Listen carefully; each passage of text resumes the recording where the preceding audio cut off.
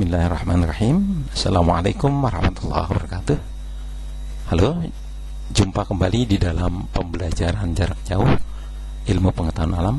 Kali ini kita akan membahas tentang pemantulan cahaya dan pembentukan bayangan pada cermin datar.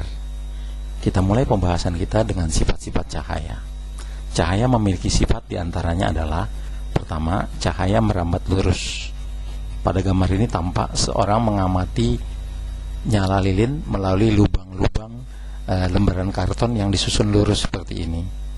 Ketika salah satu lembaran karton ini digeser ke samping sedikit sehingga lubang-lubang ini tidak lurus, ternyata orang ini tidak bisa mengamati nyala lilin di belakang karton ini. Ini membuktikan bahwa cahaya merambat lurus. Nah, bagi kalian yang pernah memainkan pointer laser, ini tentu mudah dipahami, karena pointer laser begitu kalian nyalakan akan tampak sinar lasernya akan berjalan atau merambat lurus sampai jauh. Sifat yang kedua adalah cahaya dapat dipantulkan. Yang ketiga, cahaya dapat dibiaskan atau dibelokkan ketika melewati dua bidang batas medium yang berbeda. Yang keempat, cahaya dapat diuraikan atau didispersikan menjadi komponen-komponen warna penyusunnya, yang biasa kita sebut atau kita singkat menjadi meiji, kuhi, biniu, merah, jingga, kuning, hijau, biru, nila, ungu. Nah, yang juga penting untuk kita ketahui adalah cepat rambat cahaya ini adalah sesuatu yang istimewa, karena cepat rambat cahaya itu sangat cepat sekali. Di ruang hampa atau di udara, cepat rambat cahaya itu adalah sekitar 300 juta meter per detik. Nah, kecepatan ini sebanding dengan 7 kali keliling bumi dalam waktu 1 detik. Wow, luar biasa bukan? Baik, kita mulai membahas pemantulan cahaya. Pemantulan cahaya bisa kita bedakan menjadi pemantulan teratur dan pemantulan acak. Pemantulan teratur ini disebabkan oleh permukaan bidang pantul yang halus dan rata.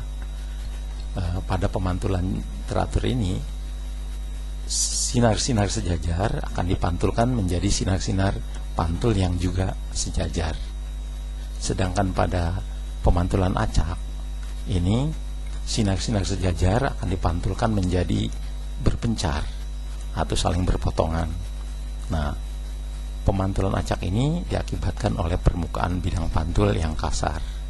Biasanya pemantulan acak ini menyebabkan permukaan benda tampak menjadi kusam. Nah, ada hukum pemantulan yang dikenal sebagai hukum Snellius. Hukum Snellius yang dikemukakan oleh Wilbur Snellius. Hukum pemantulan ini jauh sebelumnya sudah dibahas oleh Ibnu Al-Haytham pada zaman keemasan ilmuwan-ilmuwan Islam. Hukum pemantulan yang paling penting untuk kita ingat adalah yang kedua ini, yaitu bahwa besar sudut datang I ini selalu sama dengan besar sudut pantul R atau reflection angle. Perhatikan gambar di bawah ini. Ini sinar datang, ini sinar pantul. Kemudian yang bawah ini adalah bidang pemantul. Sedangkan garis ke atas ini yang tegak lurus dengan bidang pemantul kita sebut sebagai garis normal. Nah, sudut datang adalah sudut yang dibentuk oleh sinar datang dengan garis normal. Jadi yang I ini adalah sudut datang. Sudut pantul adalah sudut yang dibentuk oleh sinar pantul dengan garis normal ini. Jadi di sini sudut pantulnya disimbolkan dengan R ini, reflection angle ya. Nah, kalau misalnya bidang pemantulnya itu tegak lurus, maka garis normalnya tetap harus membentuk sudut 90 derajat terhadap bidang. Jadi garis normalnya di sini horizontal. Berbeda ketika bidang pantulnya horizontal, garis normalnya akan tegak lurus ke atas, karena harus selalu membentuk sudut 90 derajat atau tegak lurus dengan bidang pantul. Kita lihat contoh. Tentukan besar sudut datang I dan besar sudut pantul R yang belum diketahui pada gambar 1 dan 2 berikut ini. Kita lihat pada gambar 1. Gambar 1 kita lihat ada angka 30 derajat. Nah, 30 derajat ini apakah ini sudut datang? Bukan, karena sudut ini dibentuk oleh sinar datang dengan bidang, bukan sudut datang. Sudut datang adalah sudut yang dibentuk oleh sinar datang dengan garis normal. Jadi sudut datangnya adalah yang atasnya, karena garis normal ini tegak lurus siku-siku 90 derajat, maka sudut datangnya ini adalah 90 dikurang 30 sama dengan 60 derajat. Ini adalah sudut datang. Nah, karena sudut pantul sama dengan sudut datang, maka otomatis sudut pantulnya juga 60 derajat. Gitu ya. Nah, yang kedua, kita lihat yang gambar kedua. Kita lihat di sini ada sudut gabungan antara sudut datang dan sudut pantul, digabung menjadi 110 derajat. Ditanya berapa sudut datangnya dan berapa sudut pantulnya. Nah, tentu ini karena gabungan, bisa kita anggap ini dua sudut datang sama dengan 110 derajat, atau kita bagi dua saja, sudut datang dan sudut pantul sama besar, maka karena ini gabungan kita bagi dua saja. Sudut datang adalah 110 bagi 2, yaitu 55 derajat, sehingga sudut pantulnya juga 55 derajat. Saya kira mudah dipahami ini ya.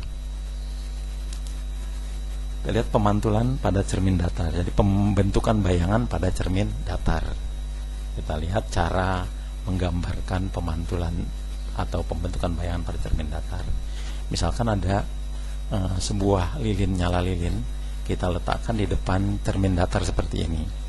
Maka bayangan yang dibentuk oleh cermin datar bisa kita gambarkan berdasarkan hukum-hukum pemantulan. Yang pertama, kita ambil sinar dari ujung lilin ini menuju cermin ke atas misalnya. Ini nanti akan dipantulkan oleh cermin. Kemana arah pemantulannya? Ini kita bantu dulu, kita buat garis normalnya dulu, garis yang tegak lurus dengan cermin, yaitu ini. Nah, nanti kita ukur sudutnya, sudut datang ini akan sama dengan sudut pantul, sehingga sudut pantulnya, sinar pantulnya kira-kira akan ke sini. Jadi kita ukur nih sudutnya, sudut datang ini akan sama dengan sudut pantul. Nah, kita perlu bantuan sinar pantul yang kedua. Jadi kita gambar lagi sinar datang menuju cermin ke bawah. Ini juga kita gambarkan sinar pantulnya. Terlebih dahulu kita gambarkan garis normalnya seperti ini, sehingga dengan mengukur sudut datang kita bisa gambarkan arah sinar pantulnya seperti ini. Nah, jelas di sini sinar pantul pertama ini ke atas, ke kiri atas, sedangkan sinar pantul kedua ke kiri bawah. Ini tidak akan bertemu, tidak akan berpotongan, sehingga kita perlu garis bantu perpanjangan sinar-sinar ke belakang. Yang pertama kita perpanjang ke belakang, yang kedua juga demikian, sehingga dia berpotongan di titik ini. Nah, pada titik perpotongan inilah terjadi bayangan dari lilin. Jadi bayangan dibentuk oleh perpotongan perpanjangan sinar-sinar pantul. Bayangan semacam ini dikenal sebagai bayangan semu atau bayangan maya. Kita simpulkan sifat bayangan pada cermin datar. Yang pertama adalah sifat bayangannya maya, semu, maya atau semu ya. Nanti ada bayangan yang bersifat sejati atau nyata. Nah, kalau pada cermin datar sifat bayangannya adalah maya atau semu. Kemudian bayangannya tegak atas dan bawahnya sama dengan atas dan bawah benda. Kemudian sama besar dengan bendanya. Lihat bayangannya sama dengan besar bendanya. Kemudian sisi bayangan berkebalikan dengan sisi benda. Pada gambar ini terlihat orang ini mengangkat tangan kanan, bayangannya ternyata tangan kirinya. Jadi sisi bayangan kiri kanannya berkebalikan dengan sisi benda. Kemudian jarak benda ke cermin sama dengan jarak bayangan ke cermin. Misalnya orang ini berdiri sejauh 1 meter dari cermin, maka bayangannya juga jaraknya 1 meter dari cermin. sehingga jarak antara orang dengan bayangannya menjadi 1 meter tambah 1 meter, yaitu 2 meter. Demikian. Nah, untuk lebih jelasnya perbedaan antara bayangan maya atau bayangan semu dengan bayangan nyata bisa dilihat pada gambar berikut ini. Bayangan maya ini, ketika orang bercermin seperti ini, bayangan yang dibentuk oleh cermin ini kita sebut sebagai bayangan maya. Ciri-ciri bayangan maya atau semu adalah bayangannya terletak di belakang cermin. Yang kedua, bayangannya tidak dapat ditangkap oleh layar. Jadi kalau misalnya antara orang dengan cermin ini diberi layar atau kain penutup di sini, bayangannya akan hilang, tidak muncul, tidak bisa ditangkap di layar. Kemudian ciri yang ketiga adalah bayangannya dibentuk oleh perpotongan garis bantu atau perpanjangan sinar-sinar pantul. Jadi dibentuk oleh perpotongan perpanjangan sinar-sinar pantul, bukan sinar-sinar asli. Sedangkan bayangan nyata tampak sekali di sini, orang bermain di terik panas matahari, ini terbentuk bayangan hitam di tanah. Nah, bayangan ini bisa ditangkap oleh layar. Bila antara orang dengan lantai atau tanah ini dilapisi kain, maka bayangan ini akan pindah ke kain, ke layar. Tampak seperti pada orang nonton bioskop layar tancap ini. Jadi bayangan yang dibentuk di layar ini adalah bayangan nyata atau bayangan sejati. Demikian ya, jelas perbedaannya antara bayangan maya dan bayangan nyata. Nah, kalian tentu juga mungkin pernah mengalami bila ada 2 buah cermin yang disusun sedemikian, bayangannya menjadi banyak seperti ini, yang sering disebut sebagai cermin 1000 bayangan. Ini tampak orang bercermin. Ketika cermin disusun berhadapan-hadapan, maka bayangan orang ini di cermin pertama, di cermin di depannya, akan dibentuk lagi bayangannya oleh cermin belakangnya. Begitu juga bayangan dari cermin belakang ini dibentuk lagi bayangannya oleh cermin di depannya, sehingga terus menerus demikian, maka terbentuklah bayangan yang jumlahnya banyak, sehingga sering disebut sebagai cermin 1000 bayangan. Keren kan?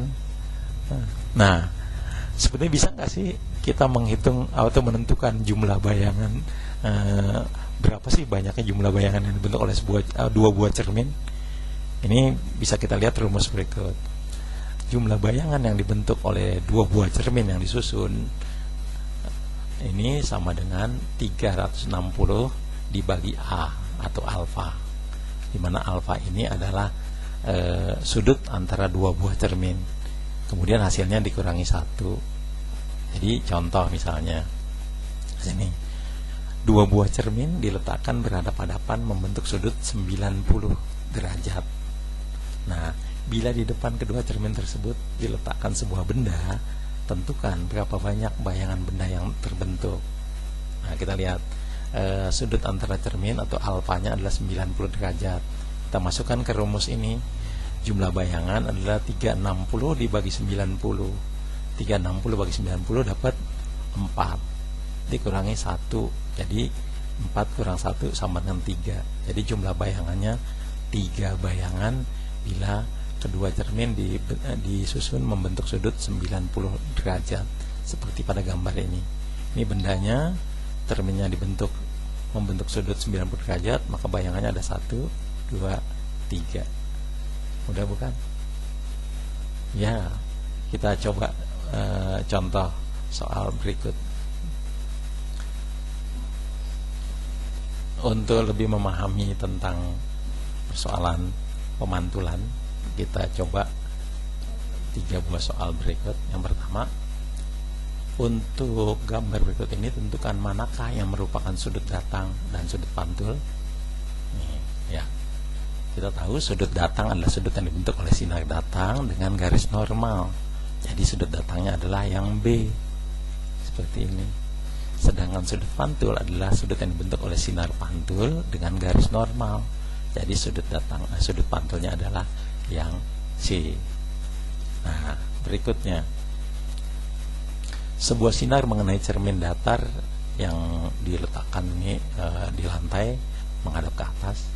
Sebuah sinar mengenai cermin datar dengan sudut 70 derajat terhadap permukaan cermin. Nih, lihat gambar seperti ini.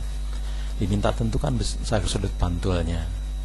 Nah, untuk mengetahui besar sudut pantul, kita cari dulu sudut datangnya. Nah, untuk menentukan sudut datang kita perlu bantuan garis normal seperti ini, di mana garis normal tegak lurus dengan bidang, yaitu sudutnya 90 derajat. Nah, 90 derajat dikurangi 70, ini akan dapat 20 derajat. Sehingga sudut datang pada soal ini adalah 20 derajat. Nah, karena sudut datangnya 20, maka otomatis sudut pantulnya pun 20. Oke, mudah bukan? Ya, mudah-mudahan bisa kalian pahami. Belajar terus, berlatih, jangan bosan. Dengan berlatih maka kalian akan makin menguasai. Assalamualaikum warahmatullahi wabarakatuh.